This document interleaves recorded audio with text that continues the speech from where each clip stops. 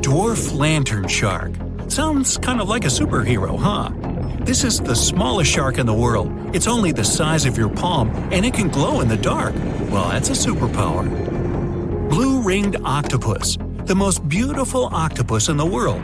But the bright colors of animals usually indicate they're venomous. An antidote to its venom is yet to be found. Although this little guy is the size of a TV remote. Sarcastic fringehead. Though this fish is only 12 inches long, it can eat prey much larger. Its jaw can open just like a dinosaur's. The sarcastic fringehead has been known to attempt to swallow a whole octopus. Hey, can't we all just get along? Red lionfish. This beauty has an incredible appetite. It can eat fish 2/3 the size of its body, and it hides the needles on its fins, which contain a potent venom. Striped surgeonfish. It has scalpel-sharp spikes on its fins, not to perform surgery, but to hunt. And unlike a doctor, it has venom on them. Black dragonfish. This is the only fish that can produce infrared light thanks to the chlorophyll in its eyes. It lives only at a depth of 6,600 feet, and you can only reach that depth in a special submarine. Reef stonefish. This genius of camouflage usually lies on the bottom and pretends to be a rock. Tourists can often step on it, and sharp needles on its back can easily cut even through the hard sole of a boot. Viperfish. This fish, the size of your forearm, has the largest teeth in relation to its head in the world. But you're unlikely to encounter it because it lives at a depth of 13,000 feet. Lamprey. These are parasites that stick up to other creatures and live off of them. Only these guys are 10 times bigger than the average river leech. Mega piranha. The most aggressive fish in the world, the size of a Doberman dog. A pack of these guys could leave nothing of an entire cow in just a couple of minutes. Fortunately for all of us, they ceased to exist 8 million years ago. Whew! Black pacu. Pretty ordinary big fish until it opens its mouth. It has human-like teeth, and the richest black pacu even had golden dental crowns. Just kidding. Payara. The most dangerous freshwater resident. It can swallow prey half its size. Even piranhas fear this monster. Anglerfish. It has a fishing rod on its head. It's a bait that lures small fish right into the mouth of this hunter. Slender snipe eel. It's very long and flexible due to the number of vertebrae in its back. There are 750 of them. By comparison, we only have 33 to 34 vertebrae. Barracuda. Its jaw is similar to that of a great white shark, but its trademark is speed. It would beat any Olympic swimmer at 29 miles per hour. Ocean sunfish. It's a fish the size of an adult person, and it's the heaviest bony fish in the world. Although peaceful, thank goodness, they sometimes damage the bottoms of small fishing boats. Frilled shark. Its length would allow it to successfully play basketball. It hunts with the strategy of a snake. The shark bends its body and then makes a sharp dash forward, and it has 300 teeth. Plenty of frills there. Electric eel. Its feature is its electrical organs, which can discharge 4 times as much as a normal household socket. The electric eel's shock can easily stun a large horse. Box jellyfish. It doesn't just drift in the waves near a shore like a regular jellyfish. Oh no! These guys are very fast and can even catch up with a person in the water. And their sting is hazardous. They don't look for trouble, but they're always ready to defend themselves. Goblin shark. Its snout ends in a long, blade-like outgrowth, and its jaw could extend all the way to the end of the snout. It's one of the most terrifying sharks in the world, despite its tender pink color. Saltwater crocodile. This is the most bad-tempered crocodile on the planet, and one of the largest at 20 feet. They're not afraid of humans and only consider us as food. Hey, don't snack on me. Great white shark, the most notorious inhabitant of the oceans. Once, a great white shark pierced the bottom of a tourist yacht. The boat sank, but luckily no one was injured or eaten. Greenland shark. These are the real long livers of the marine world. They have a very slow metabolism and can live up to 300 years. For comparison, the oldest human was 122 years old. Giant oarfish. This fish is as long as a giant anaconda, and it holds the title of the largest bonefish in the world. Giant manta ray. This creature might look like it's smiling, but it'll rush at you without hesitation. They reach up to 16 feet in diameter and have a very sharp spike with a neurotoxin. Great. Orca. They can swim at the speed of a car and are as big as a large minivan. And they're the only sea hunters that can jump out onto the coast and grab their prey there. Dunkleosteus. This guy was the size of a limousine. Although it had no teeth, it had bony plates that gave it one of the strongest bites among sea creatures. Camarasaurus. This is an ancient clam of incredible size, but 90% of its entire body was a cone shell. It was heavy, which prevented it from moving very fast. So most of the time, Camarasaurus lay motionless on the bottom, waiting for small fish to swim by.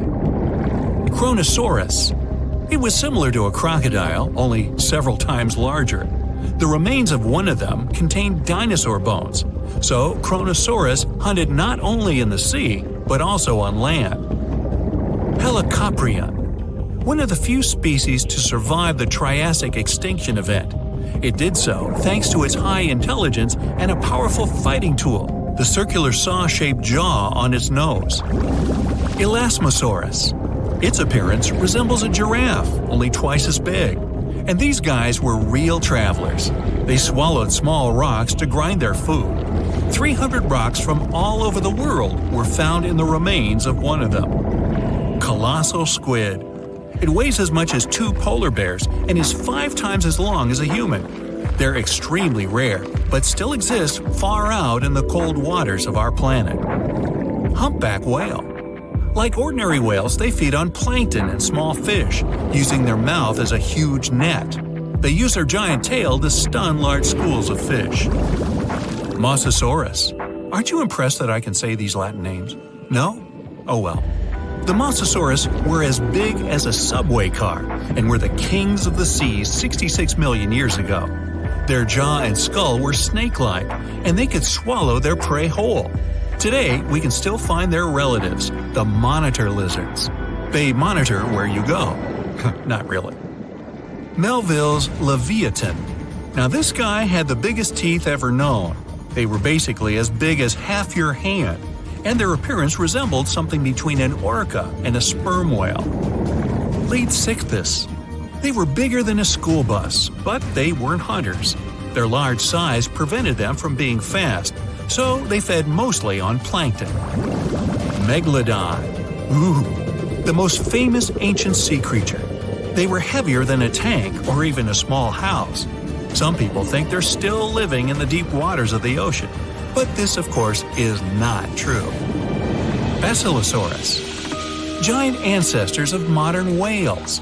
They had large lower limbs. Perhaps it's because they used to be land creatures, but in the course of evolution, they gradually moved into the water. Cachalot. Sounds like it should have been on a baseball team. They were almost as long as a basketball court. Their brains weighed 15 pounds. That's 7 times the weight of a human brain. Sei whale. Okay, whale. Actually, it's its name, not a command. One of the best swimmers of all whales. Sei whale could go up to 31 miles per hour and dive deeper than the height of the Empire State Building. Shastasaurus. Though only bones remain of this monster, calculations say it was as long as a tennis court or as a truck and trailer. Blue whale. The largest mammal to ever live on our planet. Its heart alone weighs as much as a big motorcycle, and its veins are as wide as a big pot. And these guys can sing songs. Lion's mane jellyfish. The world's largest jellyfish. It has a hat 7 feet wide and tentacles as long as a 10-story building. Although they're not dangerous at all, people can still get tangled in their incredible tentacles like in a net. Portuguese man-o'-war. Although its head is very small, just like an ordinary jellyfish, its tentacles are as long as half a soccer field. And these things are venomous. They paralyze fish and anything caught in them, even people. So, stay away, huh?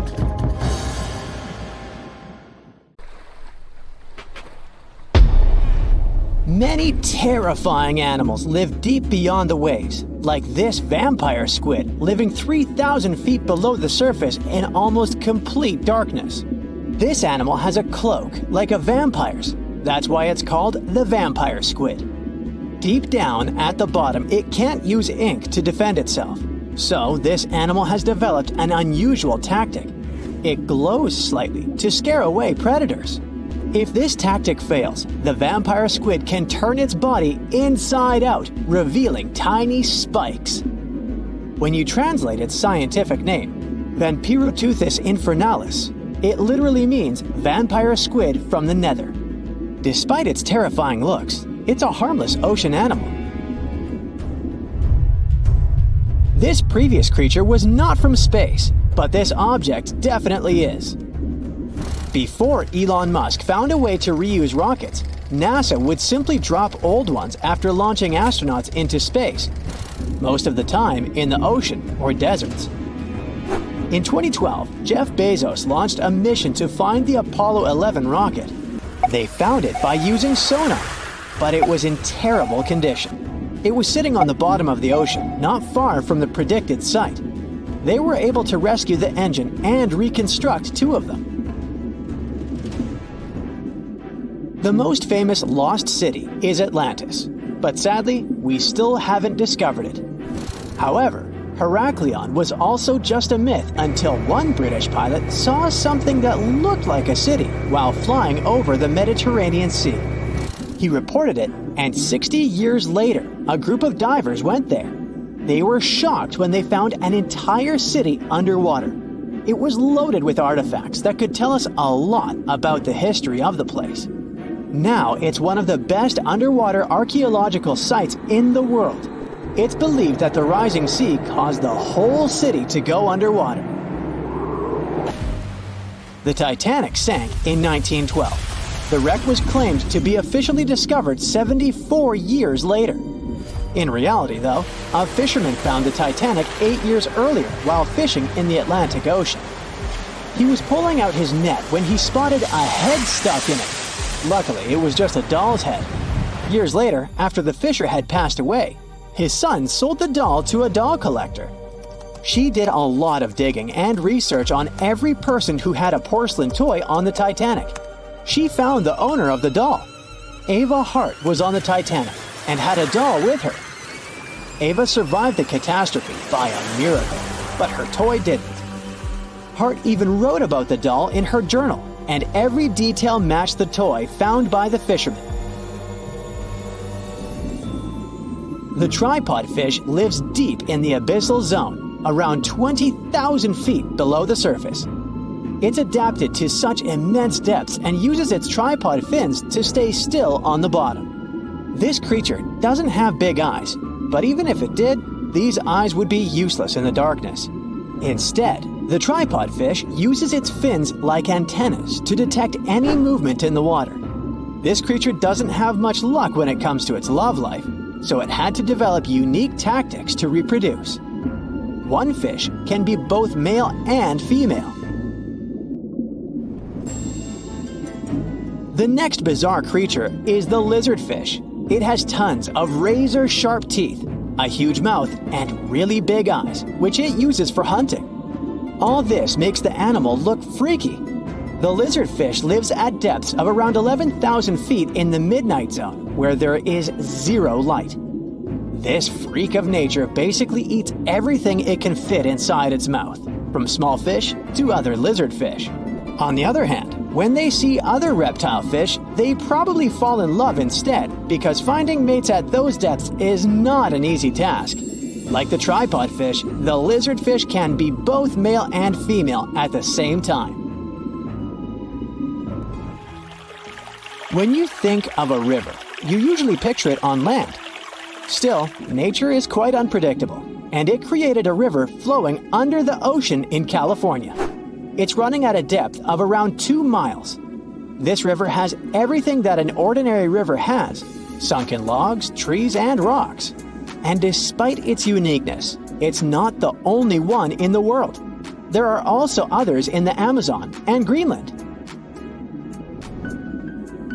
A terrifying creature was discovered near Angola's coast by a remote operating vehicle. It looks like it doesn't have a head or a body. It was sitting at a depth of around 4,350 feet below the surface. After doing research, scientists concluded it wasn't anything from a sci-fi movie. It was just a cluster of siphonophores stuck together.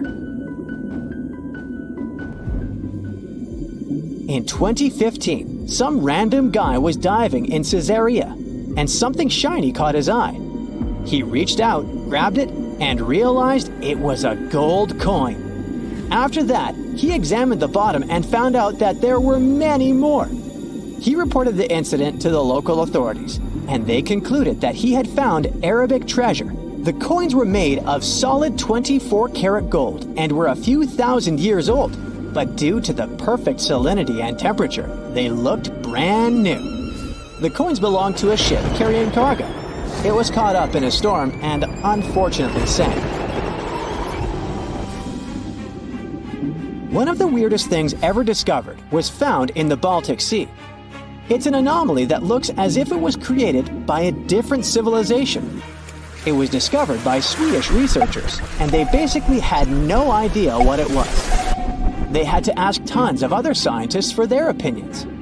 When you look at this formation from above, it's 200 feet long and looks exactly like a fallen spaceship.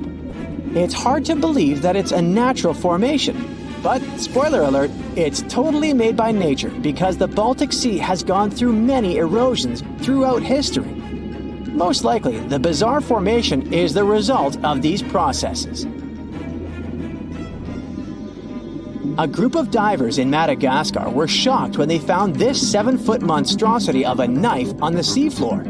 The speculation started immediately, and many said that the knife was from some giants that had fought megalodons and lived on Earth thousands and thousands of years ago.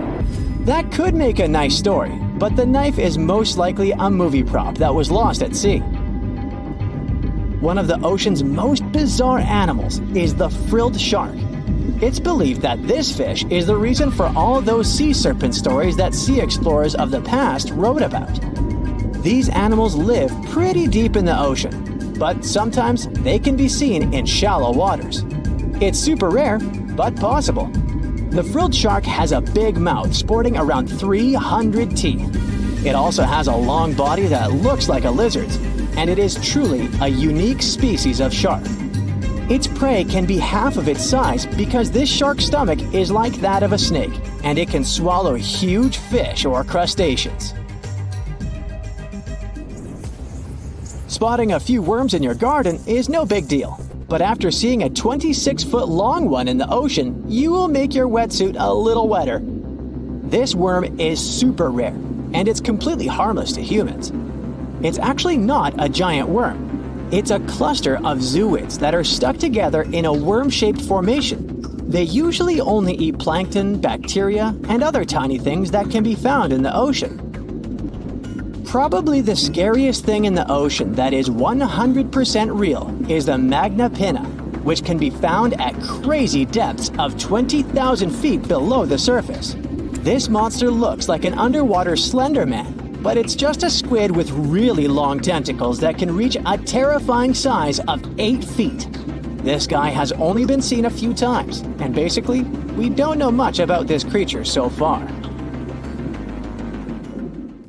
In the past 30 years, scientists have made an incredible discovery of a new creature living deep beneath the surface of the ocean, and the name of the creature is the harp sponge.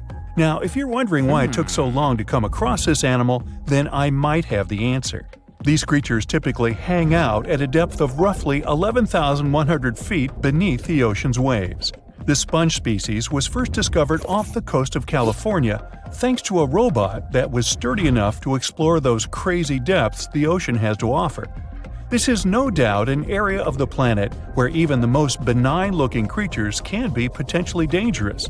But even scientists were surprised to find that this creature was more than just a sponge. Now, this might seem obvious, but the harp sponge got its name because its basic structure, referred to as a vein, is the same shape as a harp.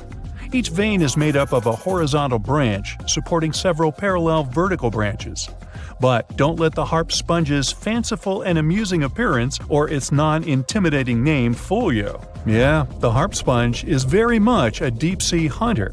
It has a unique ability to capture and envelop small animals using its rhizoids, short, thin fibers. With their help, the harp sponge clings on to the soft muddy bottom and catches tiny creatures that get swept into its branches by deep-sea currents. Uh-oh. Other sponge creatures often feed by pulling bacteria and bits of organic matter from the seawater and filtering them through their bodies. But not our harp sponge.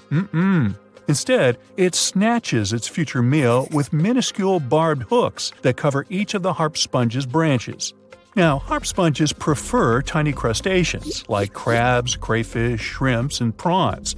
Once the harp sponge has one of them in its clutches, it envelops the animal in a thin membrane before slowly beginning to digest it. So, pal, what's eating you? Oh, Harpo? Too bad. Researchers believe that harp sponges use this method of feeding because there aren't enough nutrients that deep down. This makes traditional filter feeding less effective. Research has shown that the creature is still in the process of evolving. Early harp sponges, researchers found, only had 2 veins. But later, scientists discovered other harp sponges that had 6 veins. The harp sponge might have evolved this elaborate candle holder-like structure to increase its surface area. In general, harp sponges typically grow up to a length of 1 foot, but researchers have seen a creature that was 2 feet in length. The harp sponge is not only very unusual, but also beautiful to look at. See those tiny white balls on top of the branches? Now, why don't we look at some other creatures that live below the photic zone of Earth's oceans? The photic zone means the area beneath the ocean's surface that still receives some sunlight. Thanks to this, there are loads of different creatures and organisms living there. Any animal living beyond this layer qualifies as a deep-sea creature. The Tomopterus worm is a segmented worm you can find in the twilight zone of the ocean. This is the area that lies between 650 and 3,300 feet beneath the surface. These creatures are often no more than 1 inch long, but the largest of them can grow up to 1 foot. While swimming around and feeding, these worms do what researchers describe as an amazing smooth dance. That's because the creatures can swim extremely quickly and maneuver at tight angles with ease. Now, I know most people hear the word worm and think of the common earthworm, so it's quite interesting to know there's a deep-sea worm out there that never leaves the water during its entire life. Similarly, most of us try to avoid jellyfish that either rest on the sand or sit on top of the ocean waves. This isn't the case with a Chrysota jelly. That's a deep-sea creature too. This beautiful jellyfish is mostly ruby red, bright orange, or electric purple. That's what helped researchers realize they had found a new species of jellyfish. The creature grows to a maximum size of 1 inch across. It has tentacles that stretch out in every direction. Now, if you come close to this jellyfish, it'll pull all these tentacles in toward its body before rapidly swimming away to avoid danger. Yes, you are dangerous. The Chrysota jelly is extremely rare. You won't see it very often. You might need to borrow that deep-sea diving robot I mentioned earlier. While worms and jellyfish might seem quite harmless, this isn't the case with the Pacific viperfish. Ooh. This creature is equipped with a noticeably big mouth, like me. And the needle-like teeth inside are key to its hunting strategy. Pacific viperfish live at around 5,000 feet below the ocean surface. But they're among those numerous marine animals that migrate each night from the ocean depths toward shallower waters to dine. What's on the menu for dinner tonight? Lots of small fish and shrimp. The creature can grow up to 12 inches in length. Its 2 front fangs, which stick up from the fish's bottom jaw past its own eyes, are especially dramatic. When the fish unhinges its jaw, its mouth can open wide enough to engulf smaller animals, and the teeth form a cage to prevent an escape. Now, have you ever seen an underwater creature that looks like a strawberry? Trust me, it does exist. Just look at these dots on the strawberry squid. The creature has a big eye and a smaller one. You might think this unconventional pairing would be awkward and uncomfortable, but it's actually the opposite. The big left eye looks upward. It spots shadows cast by other animals in the dimly lit waters above. The eye's tubular shape helps it collect as much light as possible. On the other side of the squid's head, you can see its right eye.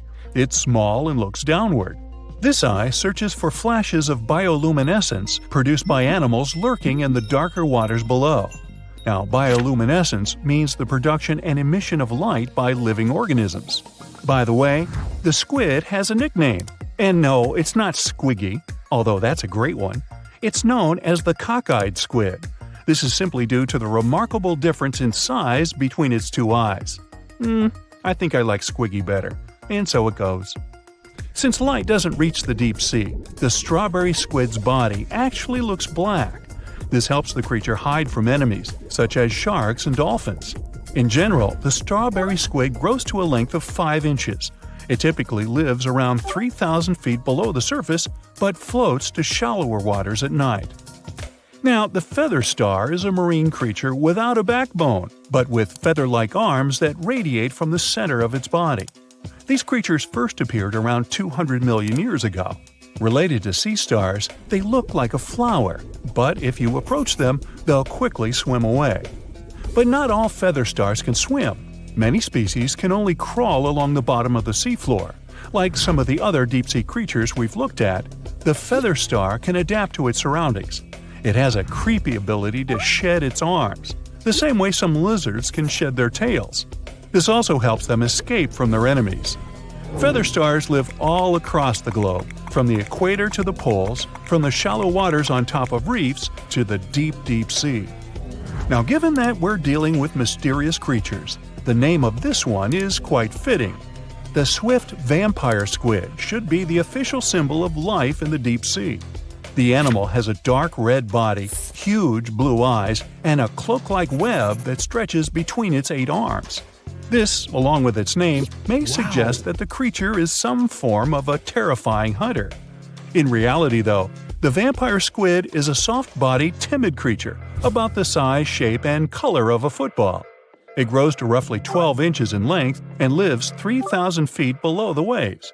There's almost no oxygen there, but also relatively few predators. Whew, I think I'll need to decompress from this one. What's the scariest predator under the ocean? The crocodile? I don't think so. Loch Ness Monster? Please, it never existed. How about the Kronosaurus? Well, it is extinct, but you might be onto something. Let's take a look at what it'd be like if these creatures were still around today. First things first, what on earth was it?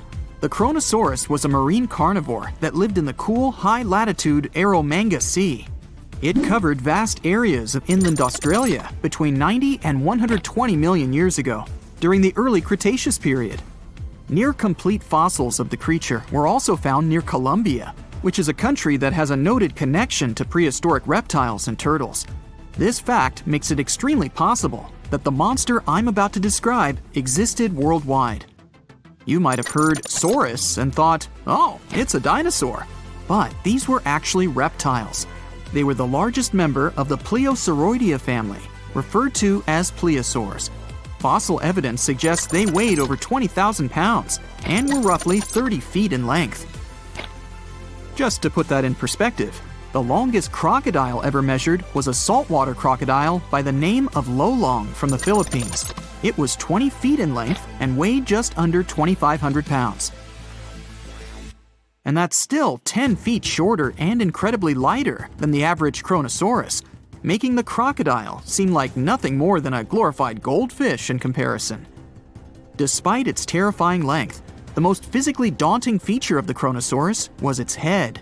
Its skull was about 8 feet long, which was actually proportionally large given the size of its body length.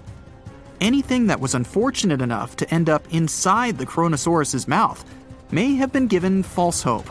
After all, the teeth of the beast weren't actually that sharp. On second thought, I take that back. I wouldn't feel confident around a toothless snake, let alone being inside the mouth of this monster. But it's true that the Kronosaurus's teeth weren't sharp, especially when compared to other carnivorous reptiles, such as crocodiles and alligators. The teeth of this prehistoric sea creature were instead conical. This means that they were cone-like in shape. Unfortunately, this lack of sharpness didn't make them less dangerous. The teeth were enormous and could be up to 12 inches long from the crown tips to the bottom of the roots. This obviously meant that the Kronosaurus had an extremely powerful bite. It was estimated to be up to 30,000 newtons, which is almost twice as powerful as the bite of a large saltwater crocodile. Because of the bluntness of their teeth, they weren't suited for twisting their prey once in their grasp. But the size and shape of the teeth made them perfect for simple open and shut biting. They would have had no problem crushing hard objects such as the toughest of shells any sea turtle could offer. Just like crocodiles, the Kronosaurus is believed to have had a short neck. This may have been an adaptation to allow the beast to successfully catch small, evasive animals. Their body, in general, was fusiform and streamlined. This means it was narrowed at both ends and had very little resistance to the flow of water. The Kronosaurus was also equipped with 4 paddle-like limbs. The hind limbs were larger than the front ones. They could span approximately 7 feet in diameter. All in all, this set the Kronosaurus up to effortlessly propel itself through the waters and be an ultimate predator. Predator X, if you will? That's the name that was given to the fossil of a creature discovered near Svalbard, a Norwegian island group, in 2009. The fossil was identified as a 50-foot-long, 100,000-pound monster with a bite force of 33,000 pounds per square inch. This might be the highest bite force of any known animal. Although Predator X is yet to be classified as any specific type of animal, it was definitely a plesiosaur like the Kronosaurus. And even if it wasn't Predator X, the Kronosaurus was still most definitely a ferocious titan when it roamed Earth's oceans. The Kronosaurus actually got its name from the Greek mythological figure of Cronus, the father of Zeus. Cronus was viewed as a titan from a generation of super powerful beings. So what was it that the Kronosaurus, this terrifying monster, actually feasted on to satisfy its appetite? This creature was known to eat sea turtles, squid, and other larger marine reptiles of that time, such as elasmosaurids and ichthyosaurs. This suggests that if crocodiles existed in the realms of the Kronosaurus, they too might have turned into lunch for the beast. There's evidence from the fossil remains of the Kronosaurus that suggests that they also feasted on sharks, which I know is a disappointment to those of you who view that beast as the king of the ocean. Not when the Kronosaurus was around, my friend. In any case, grounding all kinds of food into small pieces to help digest them would have been difficult without small teeth. This explains the presence of rounded stones found in many of the remains of these sea creatures. Researchers believe these stones may have been swallowed to control buoyancy or to help process food. It's also entirely possible they were accidentally swallowed while feeding on other animals from the seafloor. As if the Kronosaurus even needed to be a meanie with its already existing power and size, there's also evidence to suggest that it indeed might have been. It turns out that after using all its impressive attributes to catch its dinner, the Kronosaurus first liked to play with its food, like a cat does with a mouse. I guess since the hunt was so easy for them, they needed to get their fun from somewhere else. Well, I think now you should have a good idea about these creatures. So let's ask ourselves what it would be like if they were still around today. And by the way, why aren't they? Well, the Kronosaurus was completely finished off by the same KT meteor that took out the dinosaurs 66 million years ago. But even before this catastrophic event, they were coming under increased pressure from an even bigger and more vicious family of carnivorous marine reptiles known as mosasaurs. You can't always be a top dog, I guess, or rather, top marine reptile. But what if this never happened, and they were still roaming Earth? Well, this might be obvious, but can you imagine what kind of impact that would have on sea tourism? based on the impact that famous movies about sharks and killer whales had, what do you think the presence of a Kronosaurus in the ocean would do to beaches? The very creature that would eat sharks and whales for breakfast. Beaches would certainly become a great place to go for a quiet walk, because nobody else would even be there. And what about such activities as boating, surfing, and scuba diving? You think anyone would dare try them, knowing that this 30-foot beast could be lurking beneath them? Let's give humans some credit and assume most of them wouldn't. This would cripple the global sea tourism industry, which is responsible for earning roughly $143 billion every year. Just to make sure this shocking point hits home, the most expensive yacht to ever roam the ocean was called the History Supreme. Its master bedroom was believed to have a statue made of T-Rex's bone and a wall made of meteorite rocks, as well as a 24-karat gold panoramic wall aquarium. Anyway, this yacht was worth nearly $5 billion, meaning you could buy 38 of them with the money lost in potential damages to sea tourism caused by the Kronosaurus.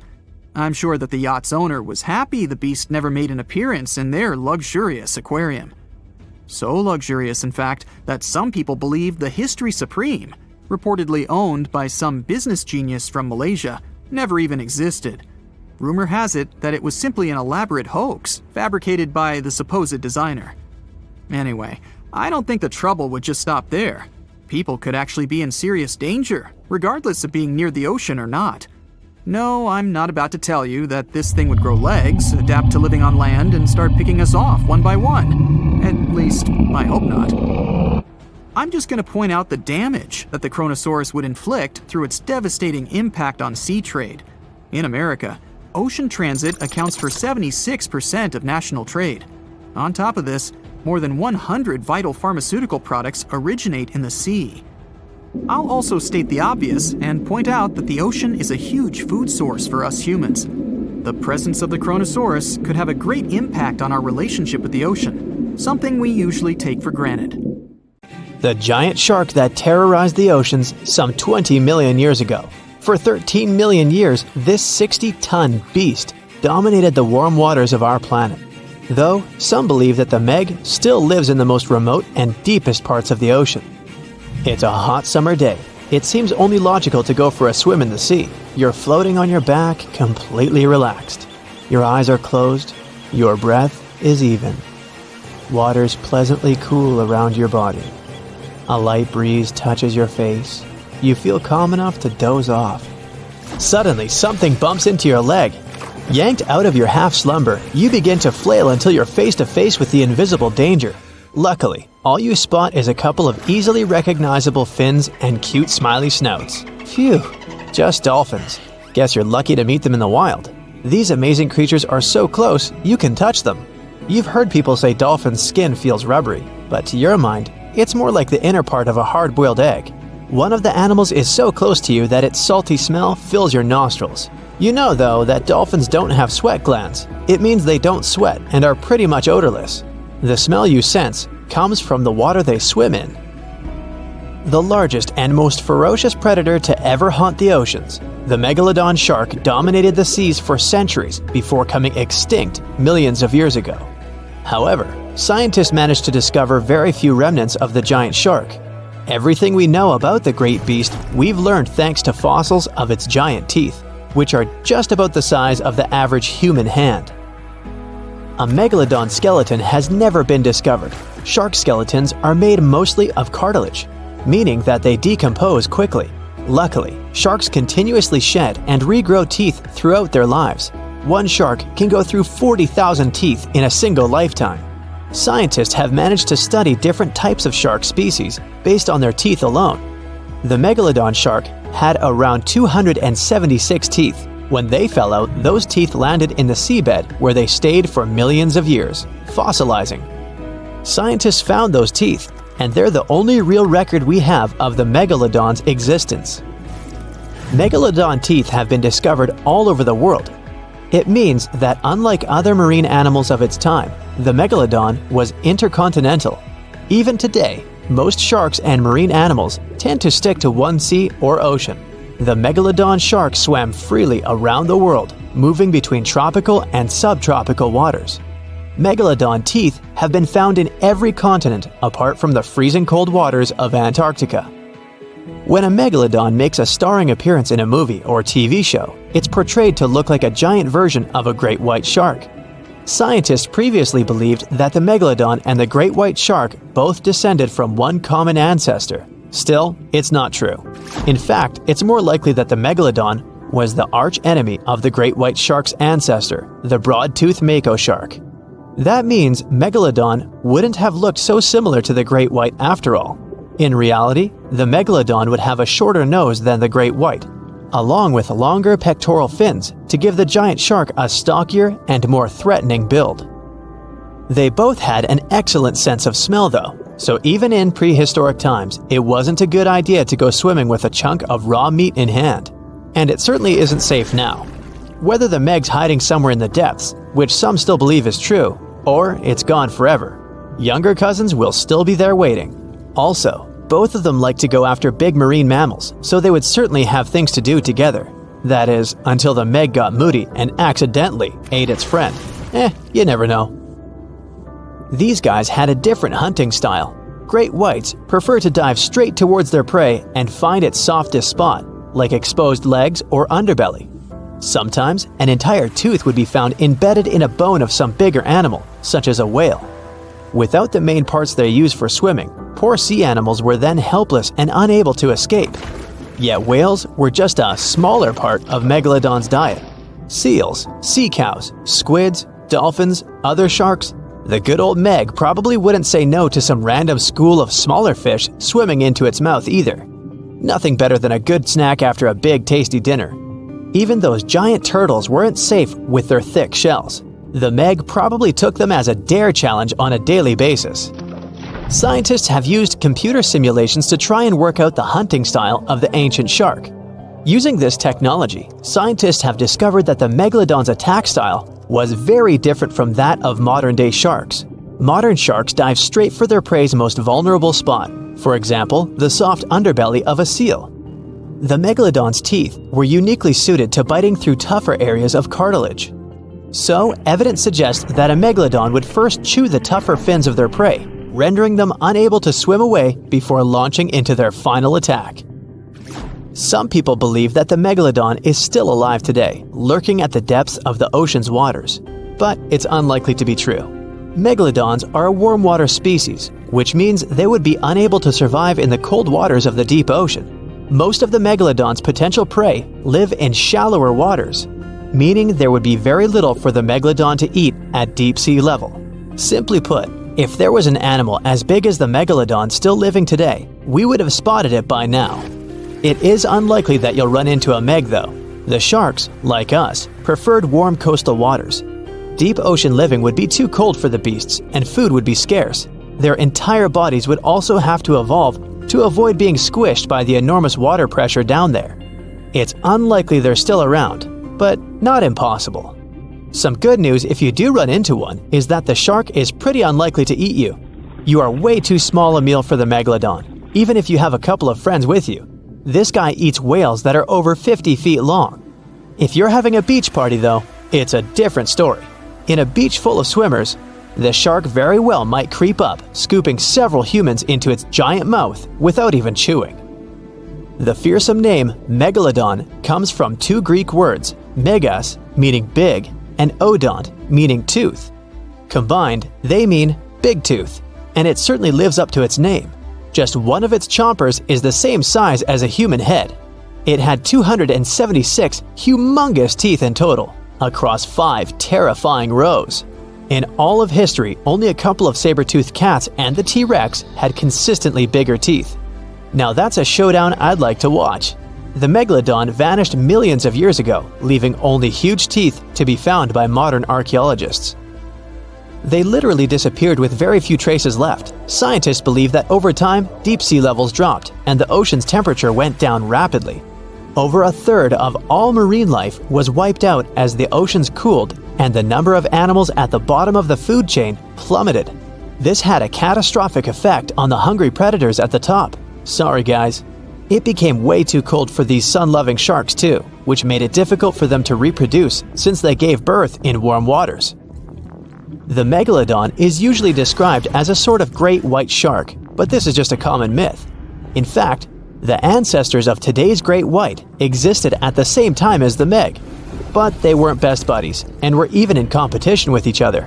The great white shark was a better hunter using its smaller size and agility to snap up the Meg's prey quickly. They were also known to eat Meg pups, who were only half their size. This didn't exactly help the whole extinction thing. While a great white was no match for an adult Meg in a head-to-head fight, they sure weren't scared of stealing their food. This only left the bigger fish and whales for the Meg, but its food supplies began to run out as whales swam to the cooler new seas. The whales adapted to prefer the colder temperatures, leaving our friend the Meg behind. The Megalodons either starved or were frozen into extinction by the Ice Age. Rather than a great white, the Megalodon is more like a modern bull shark. It had a short snout, a flat lower jaw, and huge pectoral fins to support its massive weight and size. As scary as they are, these sharks were actually caring family guys.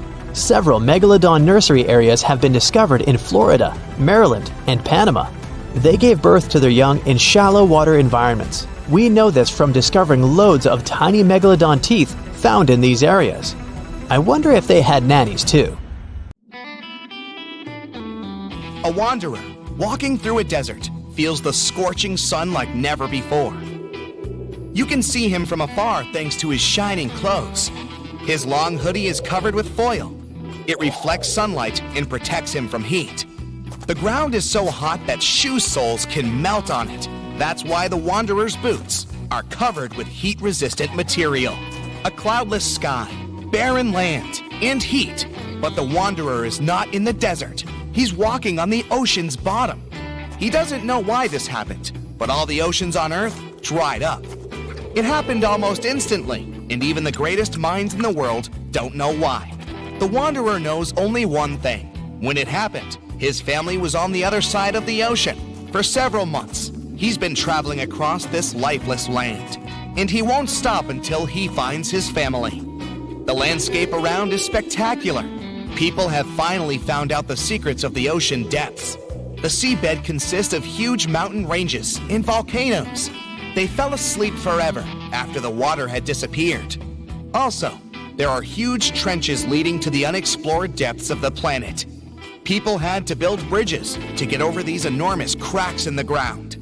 But most of the ocean floor is flat plains, boundless, lifeless, merciless. The wanderer's walking across a huge canyon. Once, it was swarming with sea life. The man puts on a gas mask, but not because of a sandstorm. Many fish and other marine inhabitants used to live in such canyons. Now, all that's left is a terrible smell. The wanderer passes by huge skeletons of whales. Among them, he notices dirty tents. People are hiding there from heat. The temperature in the area is much higher than in the Sahara Desert. One of the main functions of the ocean was to distribute heat all over the planet. The sun emits heat and radiation. The ocean absorbed this energy. Lots of currents were warm, and they carried this warmth around the world. The water got heated at the equator, then it evaporated and turned into clouds. When warm air rose, it pulled along colder air from below. This allowed the energy to be evenly distributed.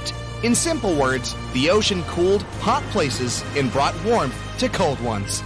Now there's none of this. Every day the sun burns the equator and dries up the rest of the planet. The wanderer doesn't come close to the tents.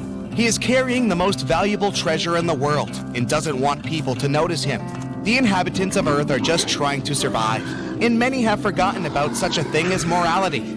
Fortunately, the wanderer still remembers. The thoughts of the family help him remain a good person. Sometimes it complicates his life. Like now, for example. In the distance, he sees a young girl. She doesn't look well. There's no one around, and the wanderer decides to help her.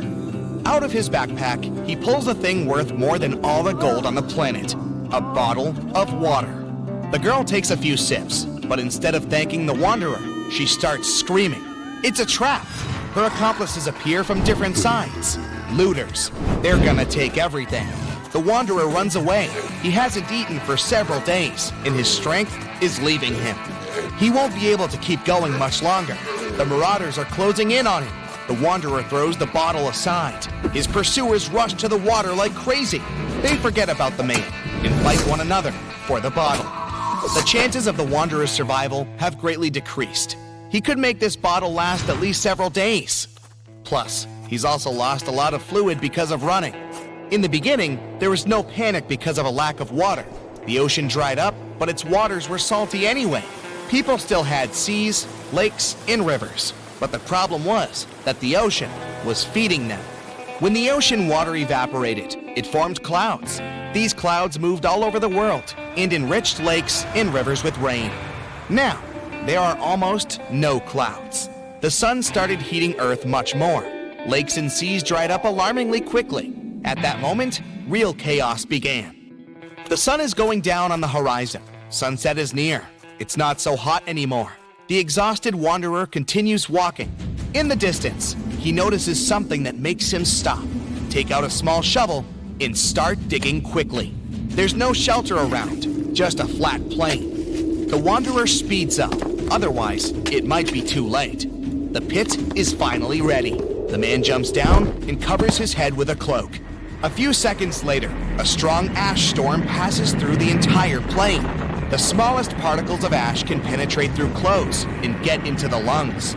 The wind is so strong that it can knock anyone down. When the oceans dried up, the sun began to burn the surface of the planet. This led to massive forest fires. The flames destroyed almost all the trees. Huge clouds of carbon dioxide and ash formed. Driven by the wind, they travel the world and poison everything around. The wanderer is sitting in the pit while a terrible hurricane is sweeping over his head. He thinks of his family and slowly falls asleep. Cold wakes him up. Frosty air chills him to the bone. So it's night now. The wanderer climbs out of the pit and finds himself under bright stars. As soon as the water dried up, almost all clouds disappeared. Factories stopped working. Cars no longer emitted carbon dioxide. Thanks to this, comets and the most distant stars can be seen in the sky. The wanderer has seen them 1,000 times, but he's still not used to the breathtaking picture. It's like he's looking at the sky through a telescope. An icy gust of wind brings the wanderer back to reality. He won't survive the night if he doesn't find a warmer place. Before, nights were warmer thanks to the energy of the ocean. Now, as soon as the sun goes down, temperatures drop dramatically. The wanderer needs to move to stay warm. He starts walking faster. Soon, he notices some lights in the distance. It's probably other looters. The wanderer goes deeper into the valley. Stars and the moon illuminate his way. Unfortunately, he is running out of energy. He pulls a protein bar out of his pocket, but he needs at least a bit of water to eat it. To digest food, your body needs liquid. If the wanderer eats the bar, he'll only get thirstier. He can't walk and falls to the ground. He checks his pockets and finds a small kerosene tablet. He lights it using a matchstick. A tiny flame protects him from cold. To distract himself from thirst, the wanderer takes out an old MP3 player. He charged it during the day using the solar panels on his backpack. The man puts on headphones. Classical music calms him down. He lies on the ground next to the burning tablet. He needs to gain strength to continue his journey tomorrow. It's morning. In an hour, the sun will start burning the ground again. It's crucial to find water while he still has some time left. The wanderer inspects the territory and notices a spot where the ground is darker. In his previous life, the wanderer worked as a surveyor. He takes a few steps and touches the ground. It feels cool. There's an underground spring here. He begins to dig. The ground is getting wet. Water starts seeping out of the soil. The wanderer fills his empty bottles. Things don't look that bad anymore. It's getting a bit more difficult to breathe with each new day. In the past, phytoplankton and algae produced up to 70% of all the oxygen on the planet, but not anymore. Several days have passed. The wanderer runs out of water and food again. Fortunately, not for long. He's now walking among huge sunken ships. He sees modern aircraft carriers, liners, and even ancient pirate boats. In the distance, he spots huge mountains. The tops of these rocks are what used to be called the shore. The ocean floor is ending. The thoughts about reuniting with his family give him more strength. The man reaches the top and finds himself in the middle of a ruined city. It's empty. Where have all the people gone? Where is my family now? The wanderer asks himself. The man walks through the abandoned streets and meets an old man. He says that almost all the people who used to live here left the city and went to Antarctica. The wanderer has a new goal.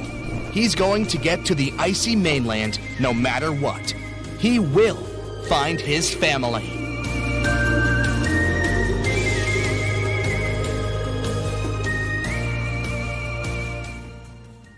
Lions, dogs, cats, all these mammals sleep in pretty comfortable positions. But not whales. They look like giant floating loaves of bread, which is a scene one diver accidentally came across in the Caribbean Sea. 6 whales were just standing upright with their tails pointed down at a depth of about 65 feet below the surface.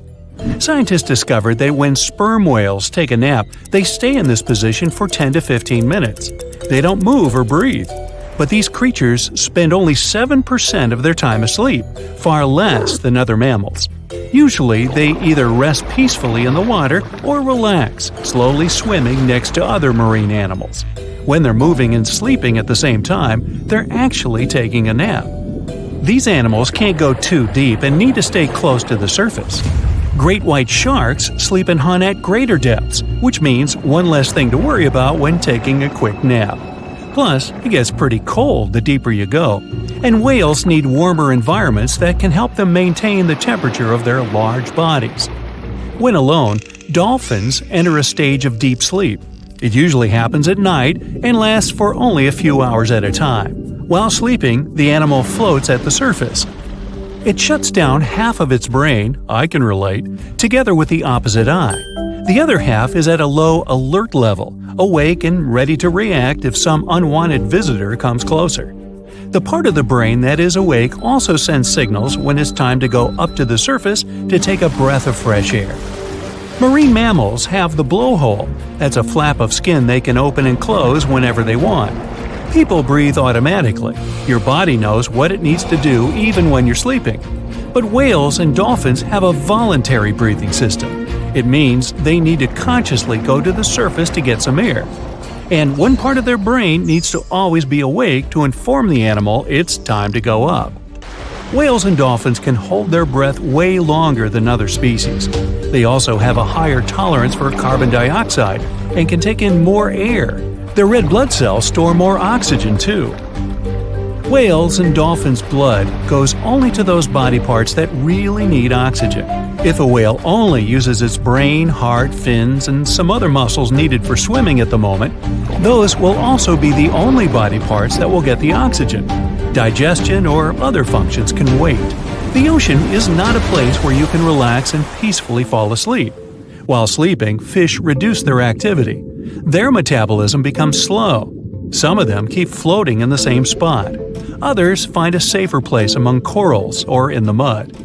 Early in life, dolphins learn to make a unique whistle that helps others from their pod to identify them. That means these specific whistles are their names, and dolphins do respond to them. Clams have feet. It looks like a large tongue that sometimes protrudes from the shell, but that's actually the foot, and it's relatively long compared to the length of the animal.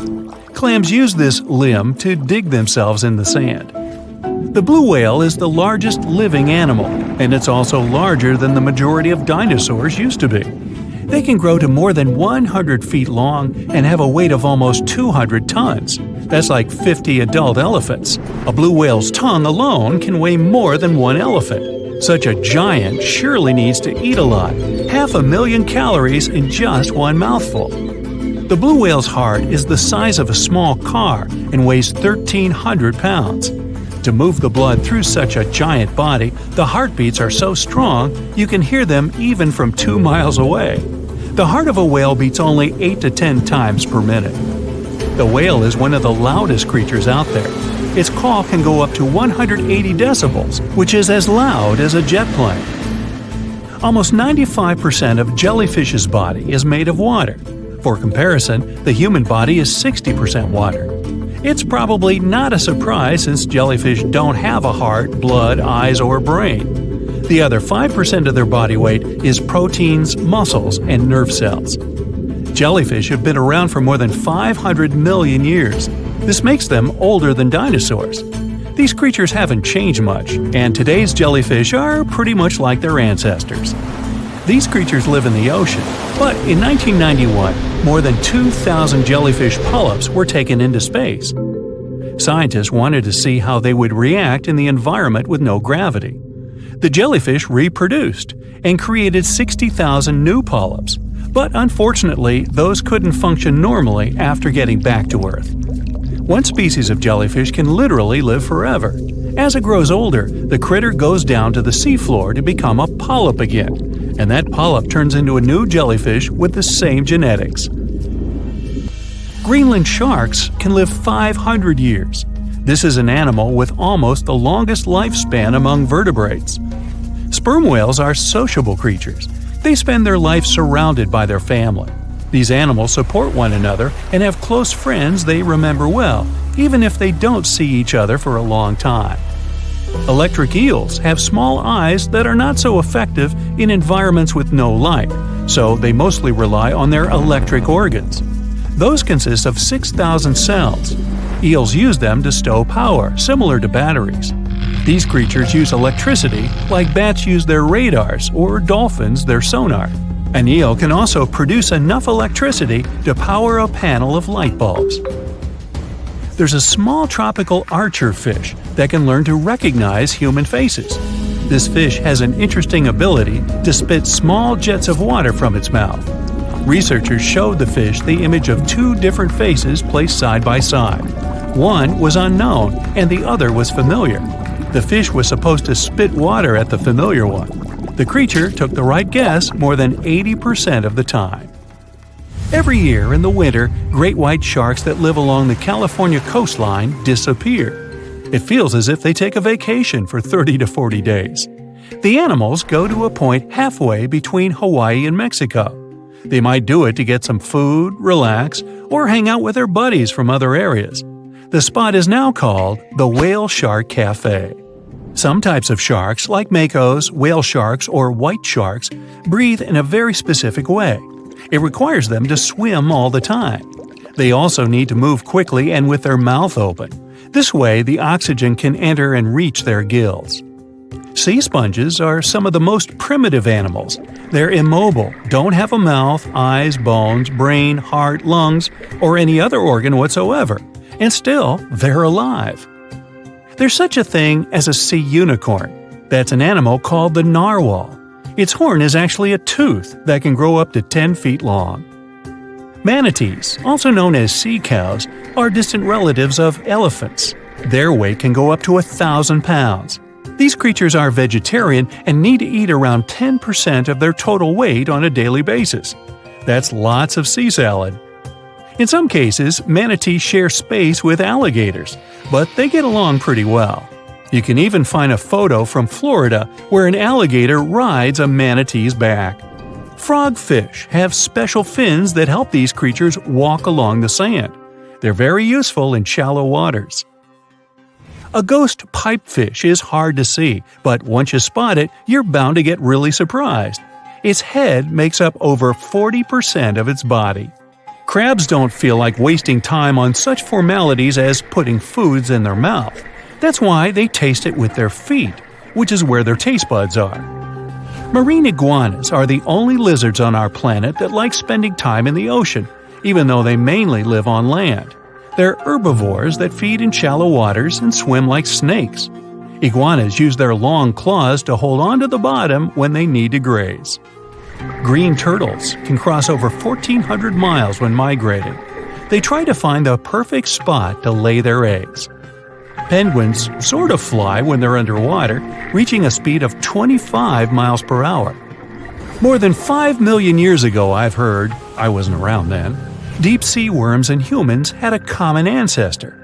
So we still share 70% of our genes with these creatures, and with sea stars, squid, and octopuses. The ocean covers over 70% of our planet, and over 80% of it is unexplored. More than 1 million species live there. But there are not only animals, 3 million shipwrecks are lying all over the ocean floor, hiding mysterious stories. Many of them are yet to be discovered.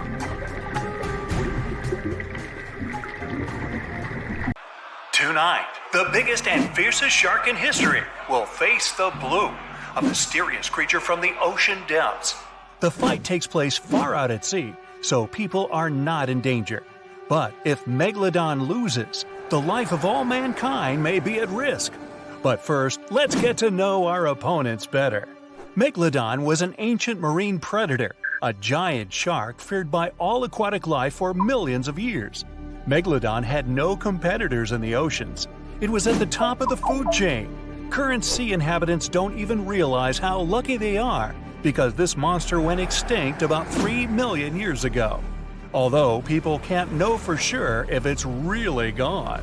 The ocean is only 5% explored.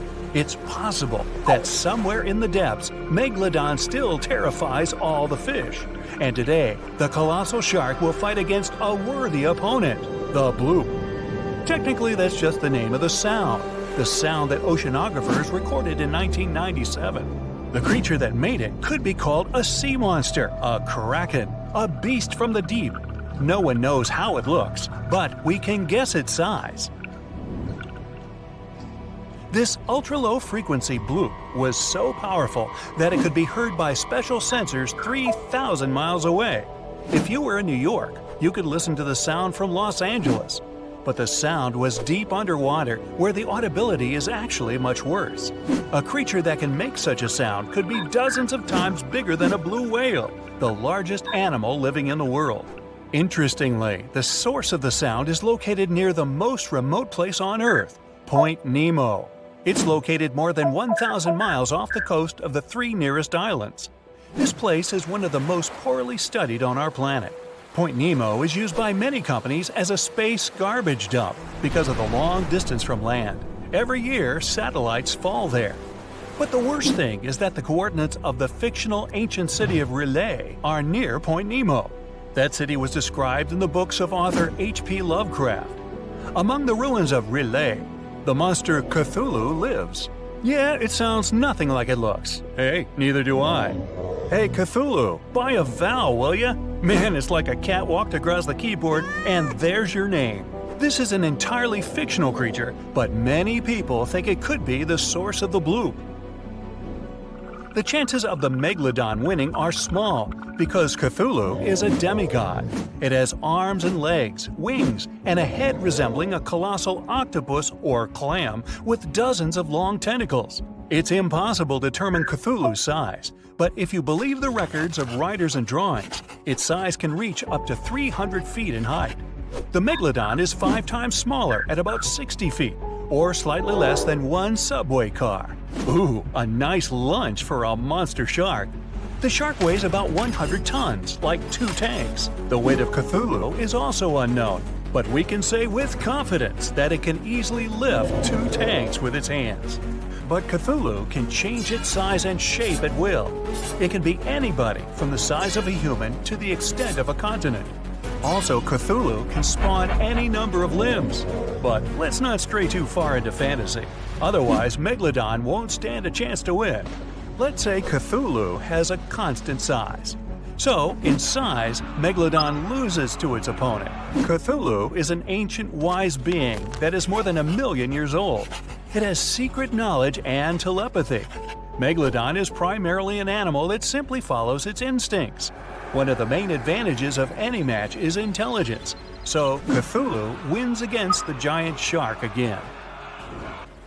Lovecraft described Cthulhu sleeping for many millennia and waiting to awaken to start an apocalypse. Therefore, all people in the world are interested in a Megalodon victory. To support the shark, people send their ships to help. It's a bit unfair, but even now, Cthulhu wins. The monster can control people telepathically. It gives an order to every sailor's brain, and all the ships sail away from the battlefield. Oh, by the way, do you know what sea monsters prefer for lunch? fish and ships. An oldie but a goodie.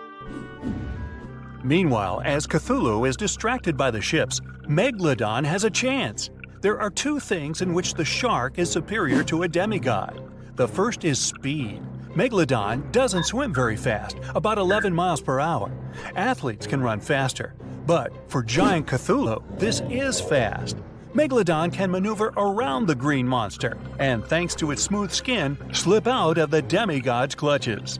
Megalodon swims behind Cthulhu and uses its second advantage, jaws. The bite of a Megalodon is considered one of the strongest among all creatures that have ever existed on Earth. Its bite force can reach up to 20 tons, 6 times stronger than a Tyrannosaurus, 60 times more powerful than an African lion's bite, and 600 times more powerful than mine. Megalodon bites its prey armed with 300 teeth. Each one is razor sharp and the size of an adult's palm. Such a jaw becomes an advantage in the fight against the bloop. One Megalodon's bite is enough to injure Cthulhu seriously. But of course, this isn't enough to defeat a demigod. Thanks to its speed, the Megalodon can inflict many attacks, but sooner or later, Cthulhu will manage to catch the shark. Cthulhu uses tentacles to grab its opponent. Megalodon is trapped and can't move. The bloop is going to pull the shark out of the water. It seems that the green monster will win the fight. But several unknown objects are approaching the place of the fight. Cthulhu is being attacked from all sides. The green monster is unique, it's one of a kind, but the Megalodon has offspring. Many sharks from all over the ocean swim to help their relatives. Now the sides are equal. Cthulhu again uses telepathy to summon people to help. Hundreds of ships sail to the fight location. It orders them to open fire on the enemies. Dozens of sharks quickly swim around Cthulhu. It's impossible to hit them and not injure the green monster. Cthulhu loses by its own mistake. It cancels the telepathic order and decides to deal with the shark squad alone. Cthulhu uses its tentacles to catch each shark one by one. But the sharks work great as a team. Once one shark is captured, the others bite the tentacle and help it escape. All Cthulhu attacks fail. It needs time to think of a new strategy. But where to retreat when there are a lot of enemies everywhere? To go back to the ancient city is to admit defeat. Cthulhu has an idea. It opens its wings and makes a single wave that, like a blast, throws all the sharks aside. The monster floats to the surface. Another wave and tsunami forms in the ocean. Cthulhu rises to the air. Black clouds accumulate, thunder rumbles, lightning strikes everywhere, and a downpour begins. Cthulhu is in the sky, directly over a group of Megalodons. It has taken a short break. And now the green monster is ready for another attack. A shrill whistle sounds above Cthulhu. A satellite's falling, cutting through the storm clouds. Then another one. Cthulhu is not prepared for an attack of space debris. It dives into the water and retreats once more into the ruins of the ancient city. Megalodon wins with the last of its strength. Fortunately, such a fight will never happen. Megalodon went extinct millions of years ago. There is 0.01% chance that this shark species is still alive. This is excellent news for Megalodon fans, though. You can find a million-year-old tooth of this creature in places all over the world where people gather to hunt this artifact. Professionals and tourists sell found teeth for a lot of money or keep them as a souvenir. As for the bloop, you can play the recording on the internet and learn that this is not Cthulhu or some kind of sea monster. The National Oceanic and Atmospheric Administration, NOAA, confirmed that the bloop is actually the sound of ice. When large icebergs crack and collapse, they generate powerful ultra-low frequency sounds. There are many records of famous ice earthquakes that had similarities to the bloop.